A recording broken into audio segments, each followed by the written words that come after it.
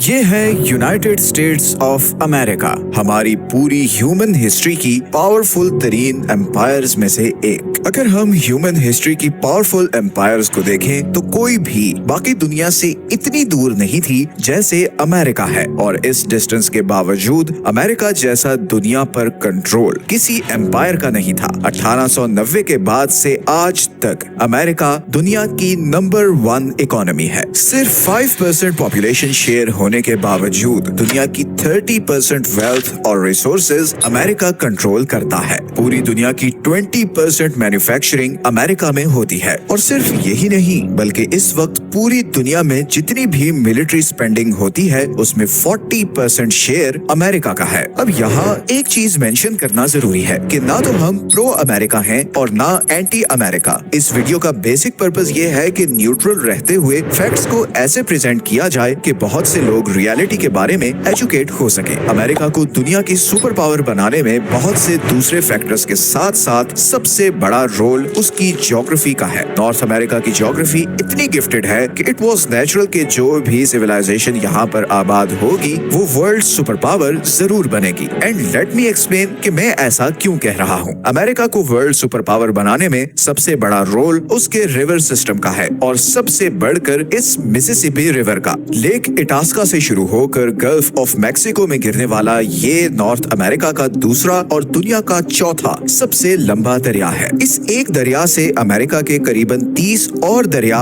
और lakes connected हैं, और इवन नॉर्थ अमेरिका का सबसे बड़ा दरिया मिजूरी रिवर भी एक पॉइंट पर इससे आकर मिलता है। इस एक रिवर का अमेरिका को ग्लोबल पावर बनाने में बहुत ही बड़ा रोल है। अमेरिका की 31 स्टेट्स का पानी इससे कनेक्टेड है, और अगर इस रूट को नापें तो इस सारे रिवर सिस्टम की लेंथ 4000 किलोमीटर बनती है। इस रिवर की असल स्पेशलिटी इसका बड़ा होना नहीं बल्कि नेविगेबल होना है। मतलब इस दरिया के पानी का फ्लो और चौड़ाई हर तरह की शिप्स के लिए आइडियल है। अगर कोई शिप यहाँ गल्फ ऑफ मैक्सिको से अमेरिका में एंटर हो तो वो बिना किसी रुकावट के अमेरिका के नॉर्दर्न बॉर्डर तक जा सकती है। इस तरह के रिवर्स इकोनॉमिक एक्टिविटी जनरेट करने के लिए बहुत इंपॉर्टेंट होते हैं, बिकॉज रेल और रोड के मुकाबले में इन रिवर्स के जरिए चीजों को ट्रांसपोर्ट करना बहुत आसान और सस्ता होता है। फर्क इतना है कि वाटर ट्रांसपोर्ट लैंड ट्रांसपोर्ट से 10 to 30 टाइम्स सस्ता होता है। इसीलिए मिसिसिपी रिवर के किनारे पर मौजूद फैक्ट्रीज और एग्रीकल्चरल फार्म्स के लिए अपनी चीजें यहाँ से बाकी दुनिया को एक्सपोर्ट करना बहुत ही आसान और चीप है। इस एक दरिया की वजह से इस सारे एरिया में 1.2 मिलियन जॉब्स क्रिएट हुई हैं। इस एक रिवर के साथ इतने ज्यादा दूसरे रिवर्स कनेक्टेड होने की वजह से अमेरिका के बहुत से शहर ऑटोमेटिकली पोर्ट सिटीज बन जाते हैं। मतलब उनका माल आसानी से बाय शिप यहाँ से मिसिसिपी रिवर के जरिए पूरी दुनिया को एक्सपोर्ट होता है। और सबसे बढ़कर इस जबरदस्त रिवर सिस्टम की वजह से अमेरिका के पास दुनिया की सबसे बड़ी और फर्टाइल इरिगेशन लैंड है, जिसकी वेस्टर्न साइड गर्म और खुश्क मौसम की वजह से गंदम उगाने के लिए बेहतरीन है, जबकि ईस्टर्न साइड ह्यूमिडिटी की वजह से कॉर्न और सोयाबीन उगाने के लिए आइडियल है। इसीलिए अमेरिका दुनिया का सबसे बड़ा कॉर्न, दूसरा सबसे बड़ा सोयाबीन और चौथा सबसे बड़ा वीट प्रोड्यूस करने वाला कंट्री है। और अमेरिका की 92% एग्रीकल्चरल एक्सपोर्ट इसी मिसिसिपी रिवर की वजह से पैदा होती है, और ये सारी एक्सपोर्ट बहुत ही आसानी से इसी दरिया के जरिए बाकी दुनिया को जाती है। मिसिसिपी रिवर हर साल 345 बिलियन डॉलर्स की ट्रेड जनरेट करता है, और हर साल यहाँ से 630 मिलियन टन का सामान शिप्स के जरिए गुजरता है। दुनिया में सिर्फ एक और दरिया इसके मुकाबले का है, और वो है चाइना का यांगत्जे रिवर, जो दुनिया का तीसरा सबसे लंबा दरिया है। इस एक रिवर पर चाइना का 40% जीडीपी डिपेंडेंट है। चाइना की सारी इकोनॉमिक प्रोग्रेस और बूम के पीछे इसी एक रिवर का रोल है। हर साल 2.6 बिलियन टन का सामान इस रिवर से गुजरता है।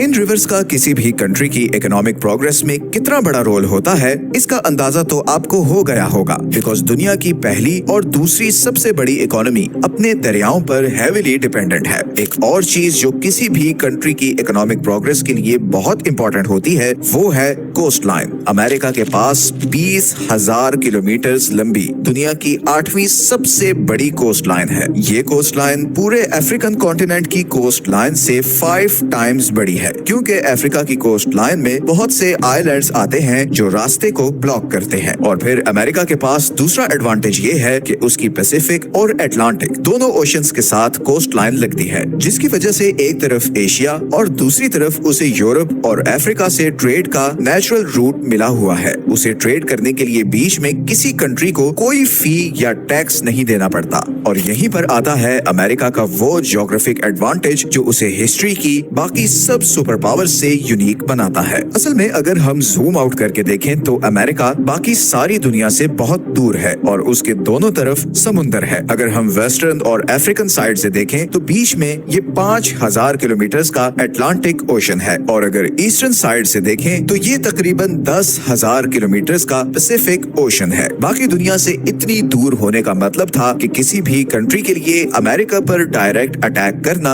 ऑलमोस्ट इम्पॉसिबल था। समुद्र के थ्रू अटैक करना कितना मुश्किल होता है, इसकी छोटी सी एग्जांपल ये है कि 1940 में सेंट्रल यूरोप को कंकर करने के बाद जर्मनी ने यूके पर अटैक का प्लान कैंसिल कर दिया बिकॉज जर्मन आर्मी के लिए ये 33 किलोमीटर का समुद्र क्रॉस करना बहुत मुश्किल था और अमेरिका तो बाकी सारी दुनिया से कई हजार किलोमीटर दूर है और इसीलिए अभी तक कोई कंट्री भी अमेरिका पर डायरेक्ट अटैक नहीं कर पाया। सिर्फ वर्ल्ड वॉर 2 में जापान इधर पैसिफिक ओशन में खड़ी अमेरिका की फ्लीट तक पहुंचा था जब उसने पर्ल हार्बर पर अटैक किया था। तो पिछले 200 साल से अमेरिका किसी भी फॉरेन इन्वेजन से महफूज रहा है। हाँ, अब बहुत से कंट्रीज जैसे नॉर्थ कोरिया और रशिया ने ऐसे मिसाइल्स और वेपन सिस्टम बना लिए हैं जो अमेरिका को टारगेट कर सकते हैं। स्पेशली नॉर्थ कोरिया के बारे में हमने ये वीडियो बनाई है, तो ये आप चैनल पर जाकर देख सकते हैं। इसी तरह चाइना अब साउथ अमेरिका में अपने कदम जमा रहा है और इसने अमेरिकन थिंक टैंक्स को अच्छा खासा परेशान किया है। इस टॉपिक पर भी हमने ये वीडियो बनाई थी जिसमें दिखाया है कि कैसे चाइना अपने मास्टर प्लान पर काम करते हुए बहुत ही स्मार्ट तरीके से अमेरिका को चोक करने जा रहा है। अब जब अमेरिका की वीकनेस का जिक्र हो रहा है तो यहाँ पर बहुत जरूरी है मिसिसिपी रिवर की एक वीकनेस को मेंशन करना और वो है क्यूबा। असल में मिसिसिपी रिवर के जरिए आने वाली सारी शिप्स यहाँ गल्फ ऑफ मैक्सिको में आती हैं और फिर यहाँ से अटलांटिक ओशन में जाती हैं। इस रूट के रास्ते में क्यूबा है जो अगर इस पॉइंट को ब्लॉक कर दे तो अमेरिकन इकोनॉमी को बहुत बड़ा डेंट पड़ सकता है। लेकिन क्यूबा ऑन इट्स ओन इतना पावरफुल नहीं कि वो ऐसा कोई कदम उठाए, लेकिन कोई और वर्ल्ड पावर क्यूबा को यूज करते हुए ऐसा जरूर कर सकती है और 1960s में ऐसा होने भी वाला था जब सोवियत यूनियन ने क्यूबा में न्यूक्लियर मिसाइल्स और अपने ट्रूप्स डिप्लॉय करना शुरू कर दिए और इसी के नतीजे में फिर यूएसए ने क्यूबा में बहुत इंटरवेंशन की, उसकी गवर्नमेंट डिस्टेबलाइज की और फिर फाइनली उस पर सैंक्शंस लगा दी जो आज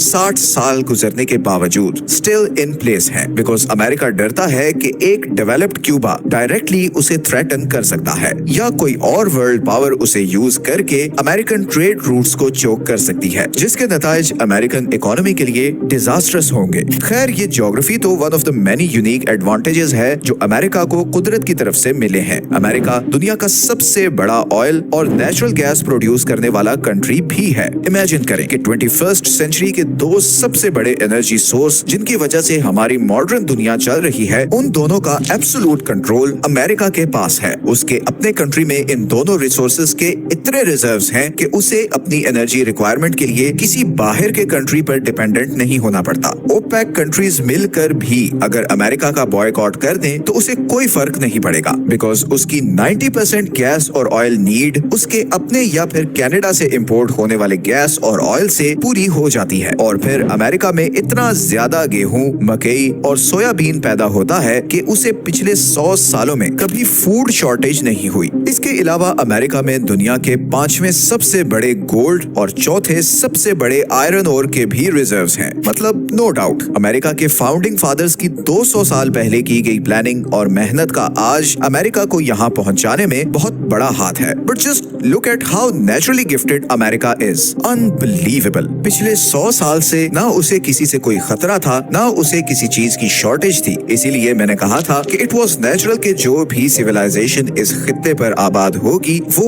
एक ग्लोबल पावर जरूर बनेगी। नो डाउट सोसाइटल और कल्चरल लेवल पर अमेरिका में हालात अच्छे नहीं है। वायलेंस, ड्रग्स और रेसिज्म के साथ साथ अनएम्प्लॉयमेंट भी बढ़ रही है। But still economically it's still a long way to go for America because though 200 साल पहले उसकी लीडरशिप ने जो उसे एक हेड स्टार्ट दिया है, उसे रिवर्ट करना इतना आसान नहीं है। और फिर जियोग्राफिकली भी जो एडवांटेजेस उसे हासिल हैं, वो दुनिया में शायद ही किसी और कंट्री को हासिल हों। ये हैं वो सारे सोर्सेज जहां से हमने इस वीडियो के लिए कंसल्ट किया है। अगर आपको ये वीडियो अच्छी लगी है तो वीडियो को लाइक और चैनल को सब्सक्राइब जरूर कर दें, बिकॉज हमें इससे बहुत मोटिवेशन मिलती है। मिलते हैं नेक्स्ट वीडियो में एक और इंटरेस्टिंग टॉपिक के साथ। अपना ख्याल रखें। अल्लाह हाफिज।